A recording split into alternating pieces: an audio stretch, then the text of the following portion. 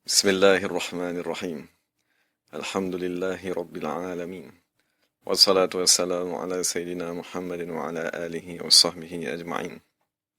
Rabbi syrah lana sudurana wa yassir lana umurana. Wahlul uqdatan min alsinatina yafqahu aqwalana wa thabbit aqdamana wa tamim taqsirana ya Rabbana Rabbal Alamin. La hawla wa la quwwata illa billahil aliyyil azim. La hawla wa la quwwata illa billahil aliyyil azim. La hawla wa la quwwata illa billahil aliyyil azim amma ba'd. Dan alhamdulillah kita dalam segmen Tafaqquh Fiddin membincangkan kitab yang bertajuk Risalah-Risalah Akidah Ahlussunnah wal Jamaah. Dan kita sedang membincangkan kitab yang pertama iaitu Ummul Barahin yang ditulis oleh Imam Sanusi radhiyallahu taala anhu. Wa nafa'na bi'ulumihi wa ja'alana minal mukhlisin biqira'atihi. Jadi kita sampai kepada muka surat ke-11, perbahasan yang membincangkan tentang sifat-sifat Allah Subhanahu wa taala berdasarkan kepada akidah ahli sunnah wal jamaah. Jadi pada perbincangannya lalu kita telah membincangkan tentang sifat al-wujud. Jadi di dalam kitab-kitab tauhid, sifat al-wujud diistilahkan sebagai as-sifatun nafsiyah. Maksud sifat yang menunjukkan kepada ciri-ciri asasi sesuatu zat. Jadi sifat yang menunjukkan kepada ciri-ciri asas bagi sesuatu zat diistilahkan di dalam bahasa Arab sebagai as-sifatun nafsiyah.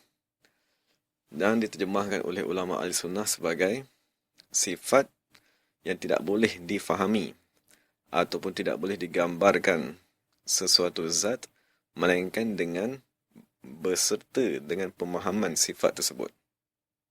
Sebagaimana kita membincangkan tentang Zaid. Sekiranya kita ingin membincangkan tentang kebaikan diri Zaid, kemuliaan dirinya, kerajinannya, kita mestilah terlebih dahulu mengakui dan mengiktiraf bahawa Zaid mestilah bersifat dengan kewujudan.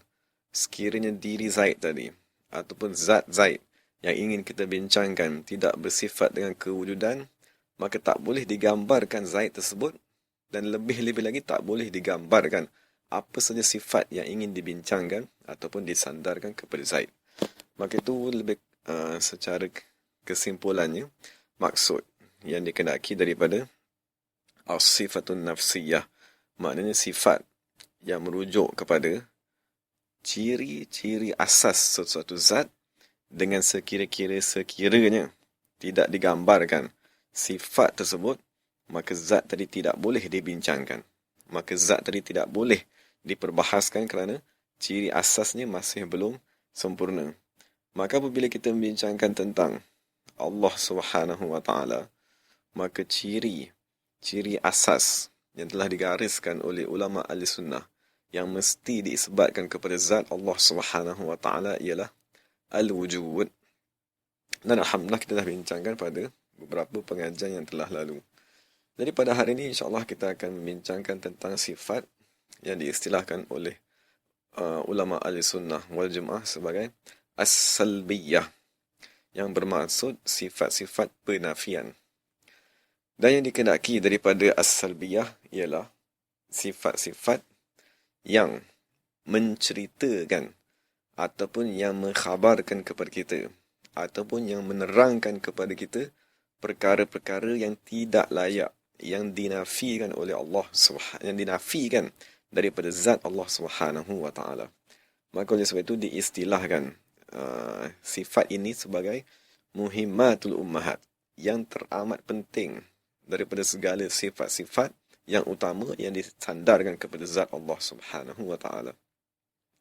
Jadi untuk memahami sifat-sifat salbiah ni, maka kita boleh lihat kan dalam kitab yang sedang kita bincangkan di muka surat 11 tadi, apabila penulis menyatakan tentang sifat yang pertama iaitu al-qidam, maka diterjemahkan dengan ertinya tiada permulaan bagi kewujudan Allah Subhanahu wa taala. Jadi di situ dinafikan permulaan bagi zat Allah Subhanahu wa taala. Dan apabila kita bincangkan sifat yang kedua iaitu al-baqa, diterjemahkan artinya tiada penghujung bagi kewujudan Allah Subhanahu wa taala.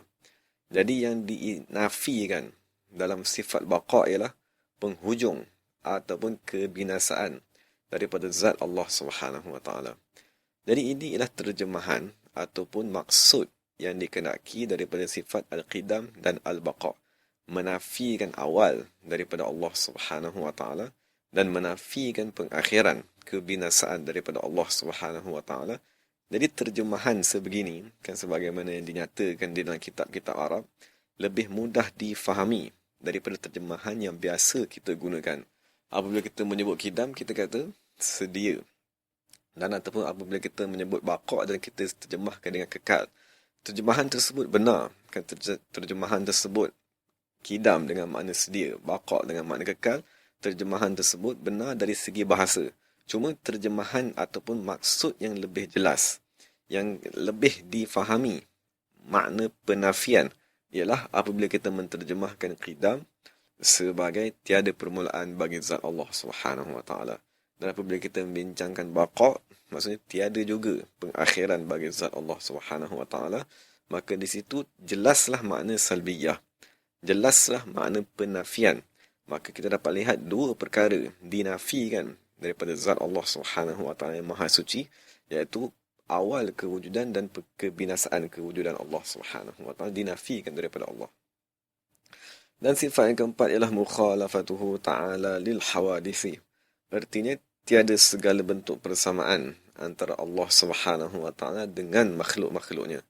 Jadi daripada sifat mukhalafah ni dinafikan segala bentuk persamaan daripada zat Allah Subhanahu wa taala, maka disebabkan wujudnya makna penafian, dengan disebabkan wujudnya makna pengertian ternafinya sesuatu perkara daripada zat Allah Subhanahu wa taala, maka diistilahkan, maka diletakkan sifat mukhalafah ini di bawah kumpulan sifat salbiyah.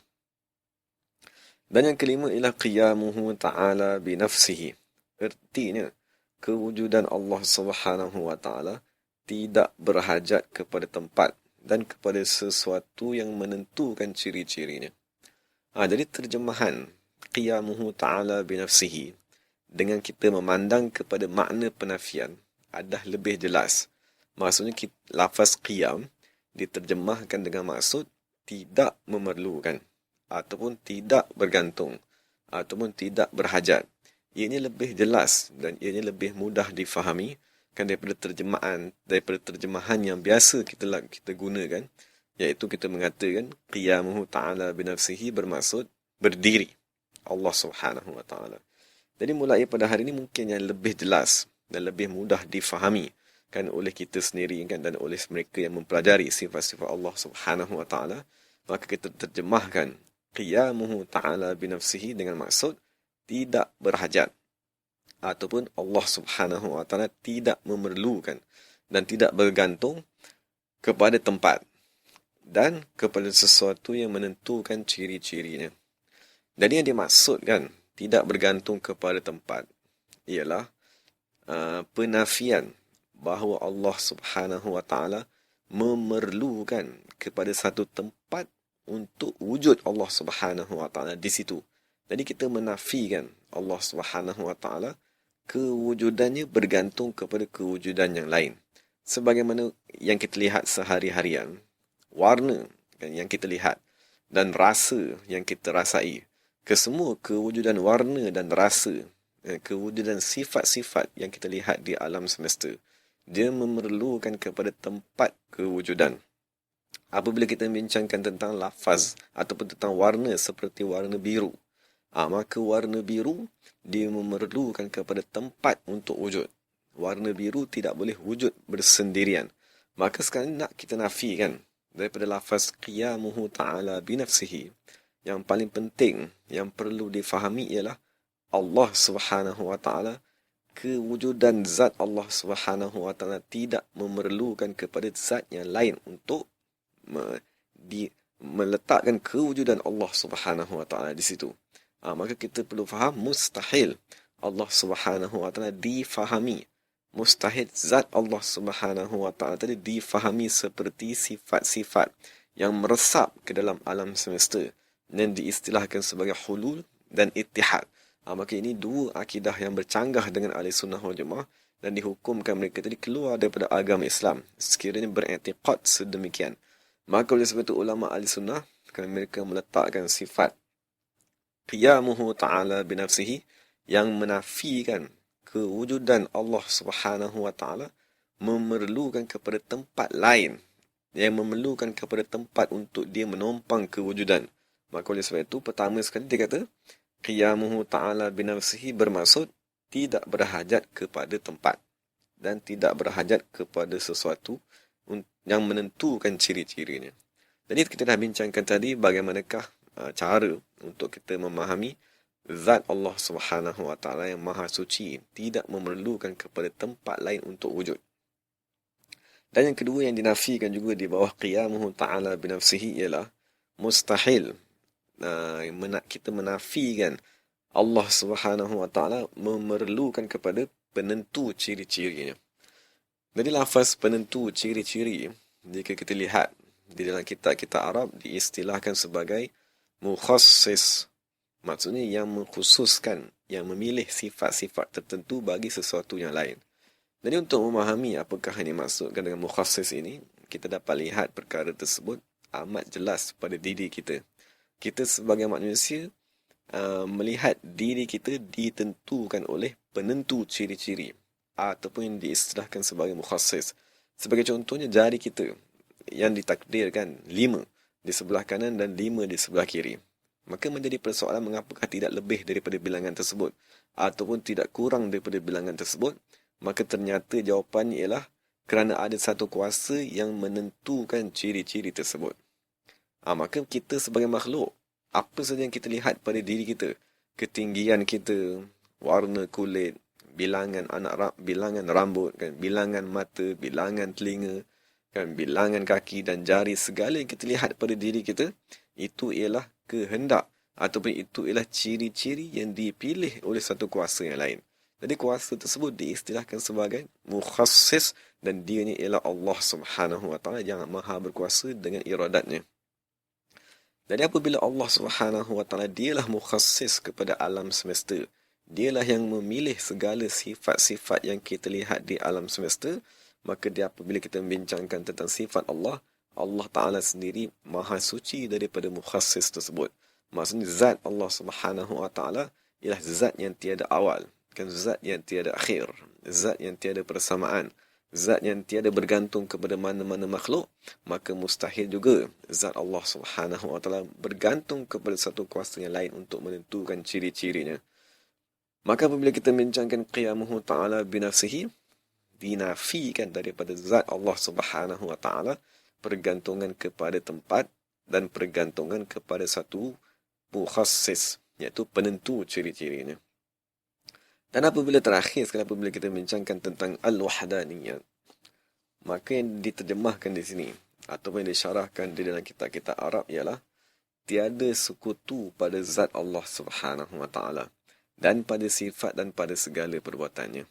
Jadi dinafikan sekutu, dinafikan bilangan pada zat Allah Subhanahu wa ta'ala, pada sifat Allah Subhanahu wa ta'ala dan pada segala perbuatannya. Jadi didapat dilihat di sini apabila kita membincangkan tentang sifat al-qidam, sifat al-baqa, kan, mukhalafatu ta'ala lil hawadith, qiyamuhu ta'ala binafsi dan al-wahdaniyat. Maka daripada kelima-lima sifat ni, ulama radhiyallahu anhum, ulama tauhid, kan, ulama aqidah ahli-sunnah wal jamaah dari kalangan Asy'ariyah dan Maturidiyah, mereka menghimpunkan kelima-lima sifat ini di bawah satu kumpulan yang dinamakan sebagai as-salbiyah. Bermaksud sifat-sifat yang berbentuk penafian, sifat-sifat yang menafikan perkara-perkara yang tidak layak daripada Allah Subhanahu wa ta'ala. Maka diistilahkan sebagai salb ataupun penafian, perkara-perkara yang mustahil, perkara-perkara yang bersifat kekurangan, perkara-perkara yang tidak layak daripada zat Allah Subhanahu wa ta'ala yang maha suci. Jadi yang perlu dibincangkan ataupun yang perlu ditekankan apabila kita bincangkan tentang sifat salbiyah ialah penterjemahan ataupun maksud yang dikenaki. Jadi sekiranya kita terjemah sifat-sifat salbiyah ini dengan terjemahan yang biasa diterjemahkan, maka dikhawatiri pemahaman penafian tadi amat sukar difahami. Maksudnya terjemahan yang biasa digunakan tidak menunjukkan kepada penafian. Sebagaimana sekiranya kita menterjemahkan kidam dengan makna sedia, maka kita tertanya-tanya, apakah perkara yang dinafikan daripada Allah Subhanahu Wa Taala daripada pemahaman sedia tersebut. Tetapi sekiranya kita menterjemahkan kidam dengan makna tiada permulaan, maka serta-merta kita memahami bahawa lafaz kidam ataupun sifat kidam menafikan permulaan daripada Allah Subhanahu Wa Taala. Begitu juga lafaz baqa. Kan sekiranya kita terjemahkan dengan maksud kekal, maka tertanya-tanya kan anak murid yang mempelajari ataupun orang yang membaca ataupun orang yang mendengar akan tertanya-tanya apakah perkara yang dinafikan daripada zat Allah Subhanahu Wa Taala melalui sifat al-baqa tadi. Maka oleh sebab itulah di dalam kitab-kitab Arab mereka terus menterjemahkan baqa dengan makna tiada penghujung ataupun tiada kebinasaan bagi kewujudan Allah Subhanahu Wa Taala, bagi zat Allah Subhanahu Wa Taala. Jadi lafaz kidam apabila kita terjemahkan maksudnya dengan makna tiada penghujung, maka dia lebih jelas. Dia terus membawa kepada maksud yang dikehendaki berbanding jika kita terjemahkan baqa dengan makna kekal. Kerana kekal ialah lafaz yang tiada kata nafi di situ. Maka sekiranya kita terjemahkan baqa dengan ayat yang ataupun dengan beberapa kalimat yang mempunyai yang dimulakan dengan lafaz penafian, maka ia lebih menunjukkan kepada makna salbiyah tadi. Makna penafian sesuatu perkara yang tidak layak daripada zat Allah Subhanahu Wa Taala. Begitu juga dengan lafaz mukhalafatuhu ta'ala lil hawadis. Sekiranya kita terjemahkan dengan maksud ataupun dengan terjemah yang biasa digunakan seperti bersalah-salahan ataupun bersalahan Allah Subhanahu Wa Taala daripada segala yang baharu, maka terjemahan tadi ialah terjemahan harfiah, terjemahan kalimat demi kalimat, tetapi tidak menunjukkan kepada maksud penafian kerana terjemahan tadi tidak disertakan dengan kata nafi. Maka apabila kita terjemahkan mukhalafah dengan terjemahan seperti yang dinyatakan dalam kitab ini, iaitu tiada segala bentuk persamaan, maka difahami daripada situ sifat mukhalafatuhu ta'ala lil hawadith menafikan segala bentuk persamaan. Jadi perkara yang dinafikan ialah persamaan, dinafikan daripada zat Allah Subhanahu Wa Taala. Maka lebih jelas apakah makna salbiyah tadi. Apakah perkara yang dinafikan daripada sifat mukhalafatuhu ta'ala lil hawadith, maka perkara yang dinafikan ialah segala bentuk persamaan antara Allah Subhanahu Wa Taala dengan makhluknya. Dan kita perlu maklum bahawa penafian segala bentuk persamaan ini ialah antara perkara yang amat asas, ialah perkara yang amat penting, perkara yang amat perlu difaham apabila kita membincangkan tentang sifat Allah Subhanahu Wa Taala. Dan apabila kita membincangkan tentang lafaz qiyamuhu ta'ala binafsih, apabila kita terjemah lafaz qiyamuhu ta'ala binafsihi dengan terjemahan yang biasa kita gunakan, iaitu berdiri Allah Subhanahu Wa Taala dengan sendirinya, maka untuk memahami makna salbiyah tadi, untuk kita mengetahui makna penafian daripada terjemahan yang biasa kita gunakan, amat sukar dan rumit, kan, terutamanya bagi mereka yang berada di peringkat sekolah, kan, di peringkat sekolah rendah ataupun yang berada di peringkat sekolah menengah sebagainya. Maka adalah lebih mudah sekiranya lafaz qiyam tadi terus diterjemahkan dengan makna tidak bergantung ataupun tidak memerlukan. Imam Syarqawi sendiri radhiyallahu anhu apabila dia mensyarahkan sifat qiyamuhu ta'ala binafsihi, sememangnya dia menyatakan bahawa lafaz qiyam di dalam bahasa Arab mempunyai banyak makna. Antaranya ialah intisabul qamah. Itu maksudnya berdiri dengan jasad. Dan dia ada juga membawa makna sabata atau makna subut, tetap. Dan yang terakhir sekali, Imam Syarqawi menyatakan bahawa lafaz qiyam juga membawa makna al-istighna. Al-istighna bermaksud tidak memerlukan, bermaksud tidak bergantung. Maka oleh sebab itu apabila kita menterjemahkan qiyamuhu ta'ala binafsi dengan makna tidak bergantung dan tidak memerlukan kepada tempat, dan tidak memerlukan kepada sesuatu kuasa lain untuk menentukan ciri-cirinya, maka terjemahan tersebut lebih jelas. Terjemahan tersebut lebih mudah kita fahami daripada terjemahan sebelum ini yang tidak disertakan dengan makna nafi. Jadi kita telah maklum tadi bahawa bahawa sifat-sifat yang 5 ini, qidam, baqa', mukhalafatu ta'ala al-hawadis dan qiyamuhu ta'ala binafsi, digolongkan di dalam sifat an-nafsiyah, sifat as-salbiyah. Dan as-salbiyah bermaksud penafian. Penafian perkara-perkara yang tidak layak daripada zat Allah Subhanahu wa taala. Dan kita kembali kepada sifat yang terakhir, iaitu al-wahdaniyah. Sekiranya kita terjemahkan al-wahdaniyah tadi dengan keesaan, maka terjemahan tadi tepat, kan, terjemahan tadi benar. Tetapi kita akan tertanya-tanya, apakah perkara yang dinafikan daripada zat Allah Subhanahu wa taala melalui sifat ini? Maka untuk memudahkan kita terus memahami apakah perkara yang dinafikan daripada zat Allah Subhanahu wa taala, maka lebih mudah sekiranya kita menterjemahkan al-wahdaniyah dengan makna tiada berbilang, ataupun tiada sekutu, ataupun tiada sesuatu yang lain yang sama dengan zat yang boleh dibilang daripada sudut zat Allah Subhanahu wa taala, sifat-sifatnya dan segala perbuatannya sebagaimana yang diterjemahkan di dalam kitab-kitab Arab. Dan itu perkara yang asas dan perkara yang amat penting apabila kita membincangkan tentang sifat salbiyah tadi. Maksud kita ulang bahawa as-salbiyah bermaksud penafian.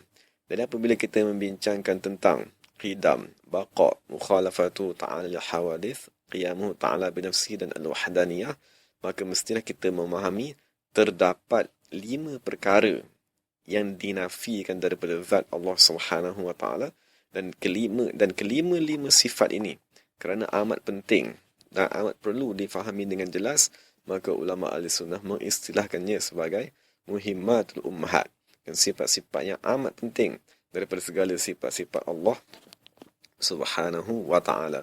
Jadi itu serba ringkas ataupun secara umumnya kumpulan sifat yang dipanggil sebagai sifat salbiyah. Jadi sekiranya kita ingin melihat secara terperinci tentang sifat-sifat tersebut, maka kita mulakan dengan sifat yang pertama, iaitu sifat al-qidam, dan kedua ialah sifat al-baqa'. Jadi lafaz al-qidam sebagaimana yang dinyatakan oleh Imam Syarqawi, kan, radhiyallahu ta'ala anhu, dia dari segi bahasa, kan, lafaz qidam dari segi bahasa dia merujuk kepada tulu muddati wujudi syai'in. Maksudnya panjang masa kewujudan sesuatu perkara. Maksud sekiranya kita membuka kamus, kan, di dalam bahasa Arab, maka lafaz al-qidam dia menunjukkan kepada panjang masa sesuatu benda. Dan setengah ulama menyatakan bahawa tempoh masa tersebut diletak ataupun dihadkan, kadar minimumnya ialah setahun. Jadi apabila seseorang tadi bercakap di dalam bahasa Arab, al-baitu qadimun, rumah ini qadim, maka difahami daripada lafaz qadim tadi ialah rumah ini telah berumur lebih daripada setahun. Itu pemahaman al-qidam dari segi bahasa. Kemudian lafaz tersebut di sisi ulama ahli sunnah wal jamaah, kan, maksud lafaz qidam dari segi bahasa dia merujuk kepada panjang tempoh masa sesuatu perkara. Tetapi apabila kita gunakan di dalam ilmu tauhid, apabila lafaz qidam tadi dipindahkan daripada penggunaan bahasa dan dipindahkan ke dalam istilah syarak, maka lafaz qidam bermakna tiada permulaan bagi kewujudan Allah Subhanahu wa taala. Itu perkara yang amat penting. Maksud lafaz-lafaz yang kita gunakan di dalam syariat, lafaz-lafaz yang kita gunakan di dalam pengajian ilmu Islam, kesemua lafaz tersebut mempunyai asas dari segi penggunaan bahasa, kan, mempunyai makna yang tersendiri dari segi penggunaan bahasa. Tetapi apabila dipindahkan daripada penggunaan bahasa Arab ke dalam penggunaan syariat agama Islam, maka dia membawa makna yang baru, kan, membawa makna yang baru yang mesti dipelajari secara khusus. Kerana sekiranya kita menggunakan lafaz-lafaz di dalam syarak dan kita faham dengan makna dari segi bahasa, maka akan berlaku banyak sangat kekeliruan. Maka akan berlaku banyak percanggahan. Kerana makna yang dikenaki di dalam syarak, kebiasaannya tidak dikenaki daripada segi bahasa. Dan apabila kita lihat di sini, ulama tauhid, apabila mereka membahaskan lafaz qidam, daripada sudut bahasa Arab, dia merujuk kepada panjang tempoh masa sesuatu perkara yang dihadkan dengan had minimum sebagai setahun. Tapi kita perlu maklum bahawa Imam Syarqawi radhiyallahu ta'ala anhu menyatakan bahawa as-sahih annahu yajuzu itlaqul qadimi alaihi ta'ala. Apabila kita membincangkan tentang sifat Allah Subhanahu wa taala ialah al-qidamu, maka Allah Subhanahu wa taala disifatkan dengan sifat qadim. Maksudnya kita akan berkata Allah qadim. Maksudnya Allah Taala ialah Tuhan yang tiada awal bagi kewujudannya. Jadi timbul satu persoalan. Bolehkah kita sifatkan zat Allah Subhanahu wa taala? Kita sifatkan Allah Subhanahu wa taala tadi dengan lafaz qadim. Sebagai kita kata Allah ialah Rabb. Sebagaimana kita kata Allah tadi ialah Malik. Sebagaimana kita kata Allah tadi ialah Rahman. Allah ialah Tuhan yang Rahim. Maka jadi persoalan, melalui sifat yang pertama ini, Al-Qidam, bolehkah kita sifatkan Allah Subhanahu wa taala dengan lafaz qadim? Maka Imam Syarqawi berkata, pendapat yang sahih, harus kita menggunakan lafaz qadim pada zat Allah Subhanahu wa taala kerana perkara tersebut sabit bil ijma'i dengan ijma' ulama ahli sunnah wal jamaah. Dan kedua, diriwayatkan lafaz al-qadim sebagai ganti kepada lafaz al-awwal. Kita maklum bahawa dalam Quran Allah Ta'ala menyatakan huwal awwal wal akhir wal zahir wal batin. Jadi dan dalam hadis juga, hadis-hadis yang meriwayatkan tentang asma'ullahil husna, tentang nama-nama Allah Subhanahu wa taala, Imam Syarqawi menyatakan terdapat riwayat yang menggantikan nama Allah al-awwal dengan nama Allah Subhanahu wa taala al-qadim. Maka disebabkan penggunaan lafaz al-qadim diriwayatkan di dalam hadis. Walaupun hadis tersebut ialah hadis yang ahad, maka Imam Syarqawi menyatakan harus digunakan lafaz qadim kepada zat Allah Subhanahu wa taala. Dan itu beberapa perbahasan yang berkaitan dengan lafaz al-qidam. Maksudnya qidam ialah sifat. Kan qidam ialah sifat Allah Subhanahu wa taala. Maka apabila kita ingin menceritakan tentang Allah Ta'ala yang bersifat dengan qadim, bersifat dengan qidam tadi, maka kita akan nyatakan dalam ayat Allah Subhanahu wa Ta'ala qadim. Sebagaimana Allah Subhanahu wa Ta'ala dia bersifat dengan ar-rahmah. Allah Subhanahu wa Ta'ala bersifat dengan ar-rahmah, maksudnya kasih sayang, maka kita kata Allah Subhanahu wa Ta'ala rahimun, dan Allah Subhanahu wa Ta'ala ialah Tuhan yang Rahman. Jadi begitu juga dengan sifat qadim tadi. Dan kemudian yang ingin dibincangkan sedikit ialah lafaz al-baqa' tadi. Lafaz baqa' juga kan sebagaimana yang dinyatakan oleh Imam Syarqawi radhiyallahu ta'ala anhu, jika digunakan daripada segi bahasa, maka dia merujuk kepada makna sesuatu yang kekal. Maksudnya sesuatu yang berkekalan dalam satu tempoh yang masa sehingga tempoh setahun. Dan apabila kita bincangkan lafaz baqa' pada makhluk, maka dia berbeza dengan sifat baqa' yang kita pelajari di dalam sifat 20 yang dinisbahkan kepada Allah Subhanahu wa taala. Maksud sekiranya kita kata Zaid kekal tinggal di rumah ini, maka kekal yang dimaksudkan daripada segi bahasa ialah Zaid tadi kekal menetap di rumah ini dalam tempoh masa yang minimum ialah setahun. Tetapi apabila lafaz al-baqa' itu, kan lafaz baqa' tadi dipindahkan daripada penggunaan bahasa dan digunakan di dalam syariat, kan digunakan sebagai salah satu sifat untuk menerangkan sifat Allah Subhanahu wa taala, maka dia merujuk kepada tiada pengakhiran bagi sesuatu kewujudan, kan tiada penghujung bagi sesuatu kewujudan. Dan di dalam Quran juga Allah Subhanahu wa taala menyatakan huwal awwal wal akhir. Dialah Allah Subhanahu wa taala yang awal, dialah Allah Subhanahu wa taala yang akhir, yang bermaksud tiada penghujung bagi kewujudan Allah Subhanahu wa taala. Dialah Allah Subhanahu wa taala al-baqi yang kekal. kan, yang mewarisi segala-galanya. Dan itulah dua sifat. Yang pertama sekali, sifat yang sempat kita bincangkan daripada keseluruhan sifat salbiah tadi. Jadi sebagai kesimpulannya, hendaklah kita mengetahui bahawa sifat salbiah ialah sifat yang merujuk kepada perkara-perkara yang dinafikan daripada zat Allah Subhanahu Wa Taala, maka menjadi satu pemerhatian dan menjadi satu perkara yang amat penting apabila kita menterjemahkan kelima-lima sifat ini, maka kita sertakan dengan kata nafi. Kan, sebagaimana lafaz qidam, kita kata tiada awal. Lafaz baqa, kan, kita kata tiada akhir. Dan lafaz mukhalafah, tiada persamaan. Qiyamuhu, tiada pergantungan. Dan wahdaniyat, tiada sekutu ataupun tiada berbilang-bilang. Dan apabila kita boleh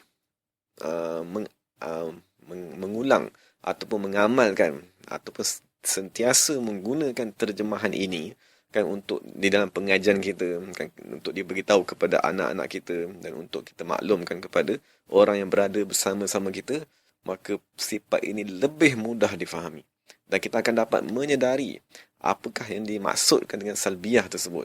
Kerana salbiah bermaksud penafian. Tetapi sekiranya kita terjemahkan dengan terjemahan yang biasa, maka kita perlu mengulang semula syarahan tadi. Maksud kita perlu menterjemah dan dikhawatiri makna-makna yang keliru pula yang difahami pada zat Allah Subhanahu Wa Taala, sebagaimana kita terjemahkan qiyam tadi dengan makna berdiri. Jadi moga-moga dengan pemahaman secara umum kan sifat salbiah tadi dan perbahasan secara khusus tentang lafaz qidam dan lafaz baqa, moga-moga Allah Subhanahu Wa Taala memberikan kefahaman kepada kita dan moga-moga Allah Taala memelihara akidah kita, akidah ahli sunnah wal jamaah, kan, daripada segala ancaman yang tersebar luas. Kita mohon agar Allah Subhanahu Wa Taala memberi kita taufik dan hidayat. Wa aqulu qawli hadza wa astaghfirullahal azim li wa lakum wa lisairil muslimin wal muslimat. Assalamualaikum warahmatullahi wabarakatuh.